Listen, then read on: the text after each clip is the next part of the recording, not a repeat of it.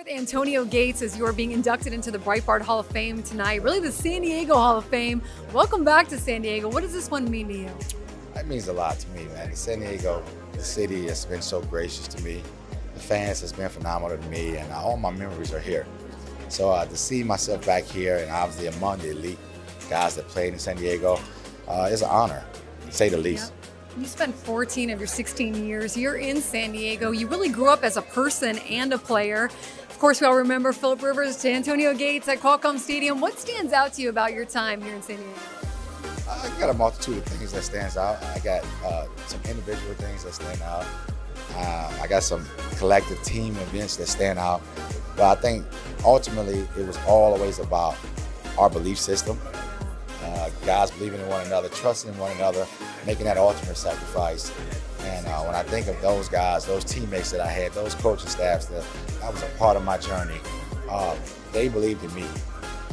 You know, they gave me the ability to believe in myself. So that's what it's about, and I'm just happy to be back. You're eligible for another Hall of Fame this year, the one in Canton. Have you thought about what it might feel like to get that call? No, I try not to think too far ahead. To be perfectly honest with you, I try to digest this first. The idea of just being here in San Diego, because that's just the ultimate goal. I think every time you play, that's like the ultimate award you can receive as an individual. And what's funny is I never thought about it when I played. I just wanted to be the best Antonio Gates every single week. And when you tally up all those weeks and all those months and all those years, you get an opportunity to go in Canton one day. One thing that stands out about you is that you went undrafted. I mean, you still hold the record for most touchdowns by tight end. You're still up there for most touchdowns all time of anyone. Get off the basketball court onto the football field, and revolutionize the tight end position. What's life like for you these days? What are you up to? Still working with the Chargers, still around the team, raising my kids. The simple stuff you do, when you turn the page of your career. But I still stay active. I still stay involved with the team because I think that's important. Because I think when you think of all the things that you miss the most, and I would always hear it, which is funny, I would always hear that when I played, but the camaraderie is such a missing part of my life now. The locker room. Talking, laughing, talking about different guys' suits. And so now I try to stay in tune with the team.